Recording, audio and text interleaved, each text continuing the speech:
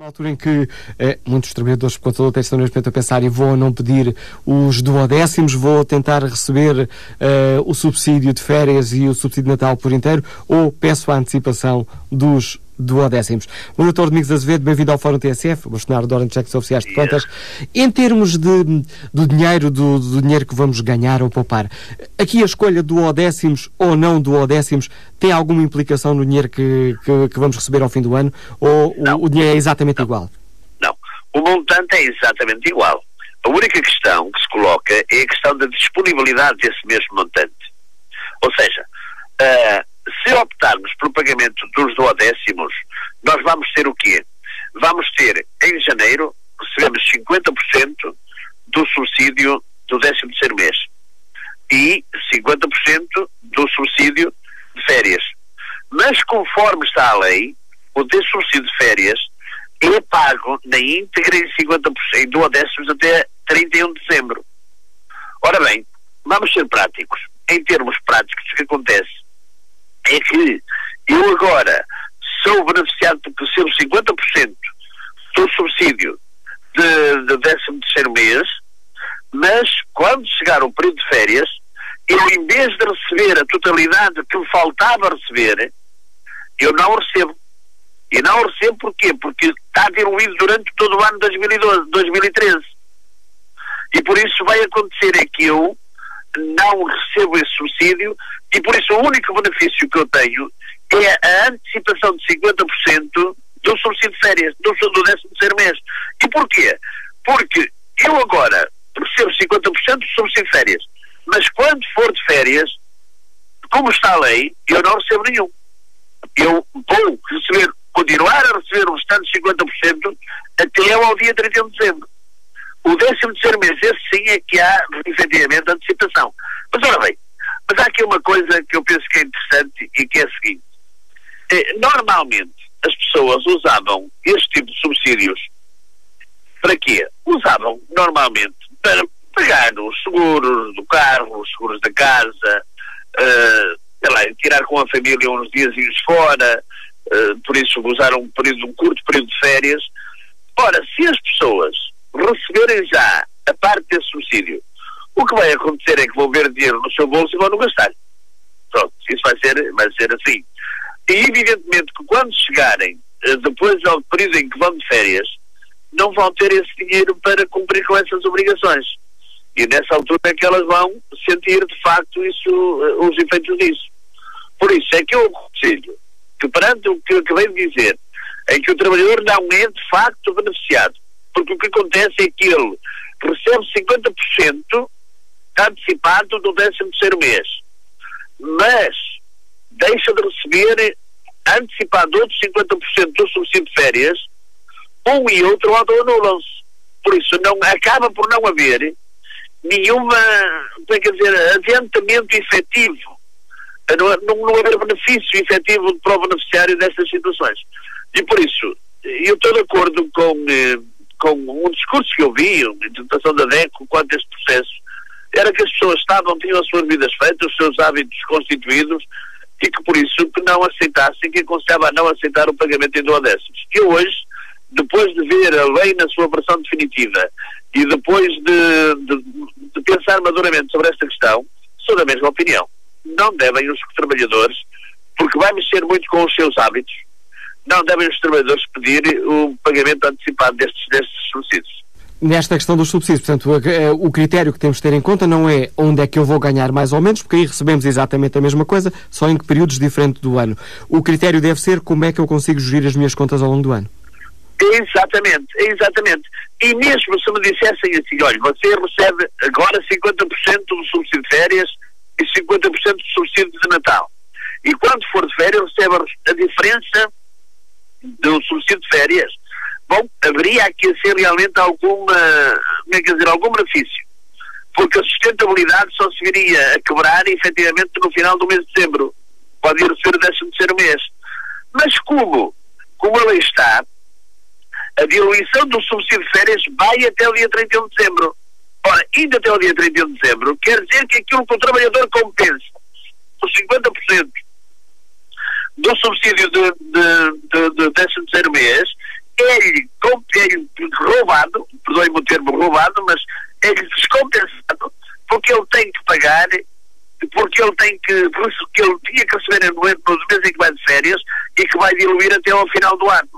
Por isso, nem mesmo aqui, em bom rigor, se pode dizer que há, um aumento de disponibilidade. O único aumento de disponibilidade efetivo é os 50% do 13º mês. Mas, como eu disse, mesmo porque isso mexe com os hábitos das pessoas, eu aconselho a que não se peça o pagamento em duodécimos. Voltando aqui a esta questão da melhor gestão das contas de cada família, quem não conseguir suportar os gastos mensais, seus duodécimos, aí não terá grande alternativa, não é? Faz mais sentido para os duodécimos. Mas isso é um outro tipo de questão.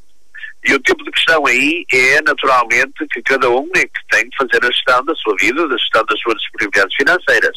E, evidentemente, se as pessoas não tiverem outras soluções, é claro que então façam isso. Agora, atenção, porque isso vai implicar uma mudança de hábitos por parte das pessoas.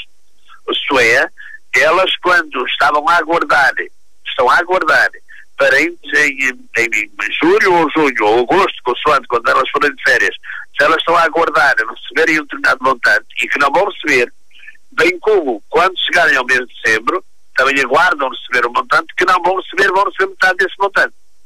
Por isso, elas terão que alterar os seus hábitos e deverão ter consciência disso. Dr. Dias de Azevedo, gostava agora que nos ajudasse também, eventualmente, a esclarecer algumas das dúvidas dos nossos ouvintes, questões muito mais práticas. Até quando é que podemos informar a empresa que não queremos os duodécimos? Até à próxima sexta ou até segunda? Ora bem, essa é exatamente uma pergunta com pertinência. O que diz a legislação é que tem 5 dias após a entrada em vigor. Ora, a legislação foi publicada ontem. E o que diz a sua entrada em vigor é que entra em vigor no dia seguinte à sua publicação. Então a legislação entra em vigor... não sei se foi hoje que ela... Parece-me que ela foi publicada na segunda. Foi publicada? E que é hoje que ela, se foi na segunda, é hoje que entra em vigor. A partir de hoje, conta 5 dias. Então, ora, hoje são 28 um dia, 29 um dia, 30, 2, 31, 3, 1, 4... Por isso, ela entra em vigor, é o último dia do prazo, é exatamente segunda-feira. Por causa dos 5 dias úteis. Eu vou alertar os ouvintes da TSF para que, caso não pretendam o pagamento em subsídios, têm que fazer essa manifestação de vontade junto às entidades patronais. Porque se não fizerem nada, tendendo ao caráter imperativo da lei, as entidades patronais são obrigadas a pagar-lhe os duodécimos destes 2 subsídios. Portanto, segunda-feira ainda podemos informar as nossas empresas da nossa decisão. Ainda podem informar. E qual é existe alguma norma obrigatória ou cada empresa pode gerir a situação quase empregado ou empregado? Não, basta poder chegar ao conhecimento da entidade patronal e, claro, ficar com o documento de prova, deve-se ficar sempre com o documento de prova, não é?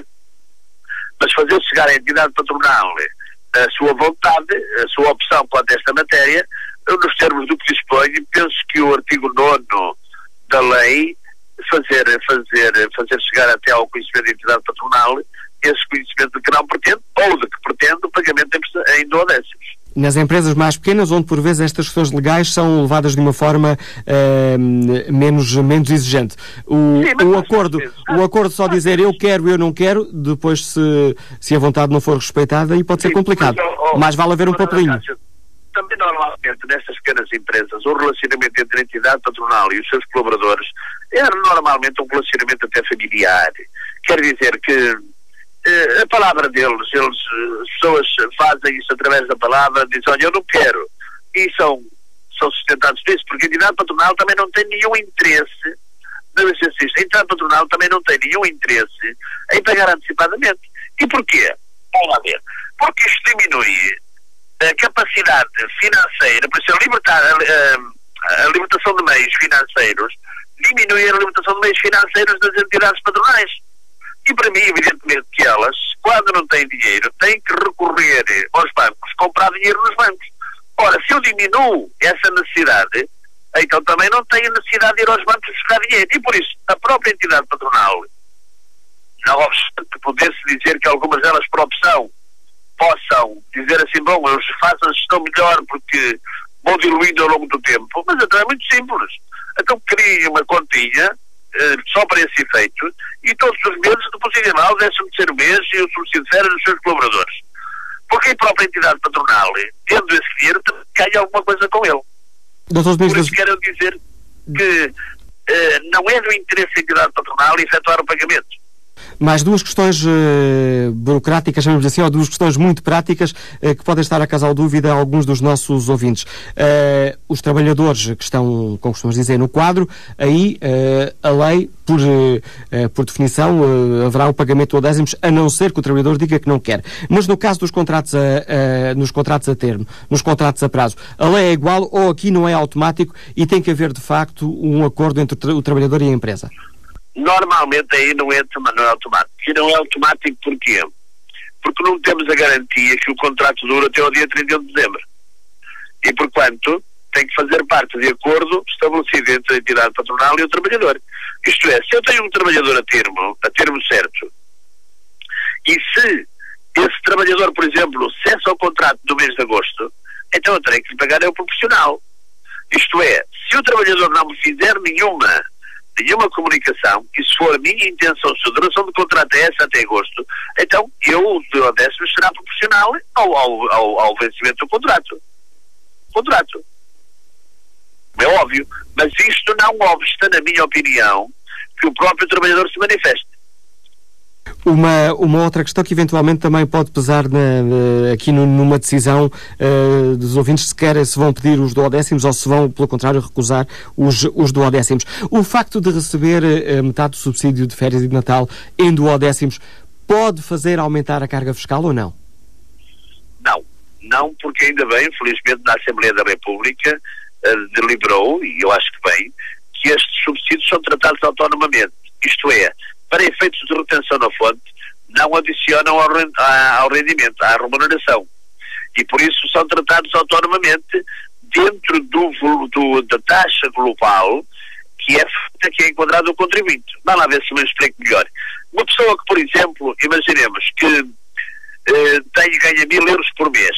Essa pessoa é enquadrada numa taxa de 14.000 vezes 14, ou seja, na taxa que compreende 14.000 euros. Ora, o que é que acontece? Que se eu, por exemplo, fizer por duodécimos 1.000 euros, ora, 1.000 euros a dividir por 12 dá mais ou menos, sensivelmente, 900 e qualquer coisa. Então eu teria 1.009, não dá 900, dá 90 e qualquer coisa. Eu teria 1.090. E aqui já me ultrapassava a tabela dos 14, o escalão dos 14, está a ver? Por isso, eu vou aplicar a este duodécimo a mesma taxa que aplico à remuneração e não a taxa do somatório. Eu penso que foi um bocado confuso. Se, por exemplo, a 1.000 euros eu aplico uma taxa de 10%, claro que não é 10%, é mais, mas imaginemos 10%, então eu ao duodécimo do subsídio de férias aplico a mesma taxa do enquadramento do colaborador. Não obstante haver essa antecipação. Portanto, simplificando... Porque a Assembleia da República decretou que os duodécimos eram tratados autonomamente no âmbito da retenção na fonte. E voltando a simplificar, a carga fiscal não aumenta? Não aumenta, não. Agradeço a sua participação neste Fórum Dr. Domingos de Azevedo, explicações do bastonário da Ordem dos Técnicos Oficiais de Contas.